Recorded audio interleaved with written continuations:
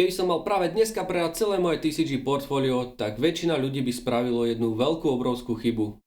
Určite to poznáš. Potrebujem narýchlo peniaze, pokazilo sa mi auto, zaplavilo mi byt, narodenie dieťaťa alebo chystáš veľkú svadbu? Vtedy určite potrebuješ narýchlo peniaze a jediná možnosť, kde ideš brať tieto peniaze, je práve tvoje TCG portfólio. Pri tomto predaji si uvedom, že nejde o to, že čo práve držíš. Je to o tom, ako rozmýšľať práve vtedy, keď príde ten moment toho predaja. Prizvukujem to viackrát. Zisk sa nerobí vtedy, keď nakupuješ, ale robí sa len vtedy, keď niečo predávaš. Prvý aspekt je realita liquidity. Ak niekto z vás nevie, čo je likvidita, tak je to to, ako sa viete niečo rýchlo zbaviť, hej, čiže tak laicky, ako niečo zlikviduješ. V podstate ide o to, že všetko nemá rovnakú likviditu. Či už sú to populárnejšie sety alebo menej populárnejšie sety. Ide o to, že niečo predáš hneď a niečo proste potrvá, kým predáš.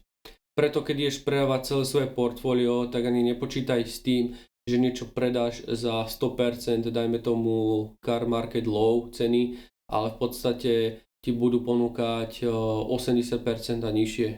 Takisto si to musíš rozdeliť aj tak, že niečo máš dajme tomu v sealed a niečo máš v singles. Nie každý, kto ide kupovať tvoju zbierku, má záujem napríklad o singles, chce napríklad len sealed. Takže tuto môže byť ďalší problém s tým, že či to je likvidné alebo menej likvidné. Ako druhý aspekt je, že nepredávaš všetko. Povedz si otázku, ideš proste všetko all out? Ideš predať úplne všetko? Za mňa to není úplne najlepšia stratégia. Za mňa to nedáva smysel dovtedy, pokiaľ nepotrebuješ vážne nutné tie peniaze. Poviem príklad, máš v niečom 5000 eur, príklad Pokémon. Chceš skutočne predať celú svoju zbierku, ak ideš kupovať povedzme, že auto za 2000, za mňa to nedáva zmysel. Hneď ti vysvetlím prečo.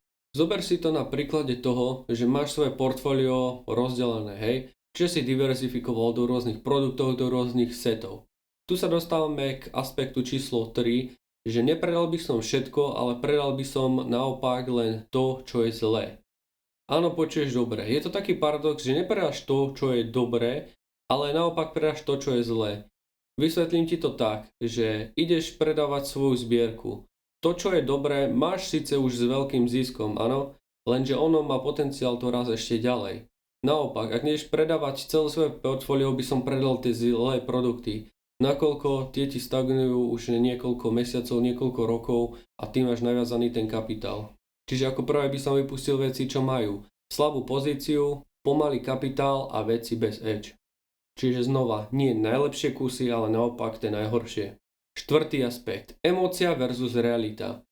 Určite, keď si raz predával svoju zbierku alebo sa ju chystáš len predať, tak najviac ťa hitne práve to, že sa ti to páči, že to je nostalgia, že to je pekné a máš k tomu nejaké to citové puto, ktoré sa proste nechceš dať a tým pádom je to pre teba len ťažšie a ťažšie. Tu si zase pamätaj toto. Trh ťa nevyplatí za tvoje pocity, im je to jedno, tam ide len o ten dopyt.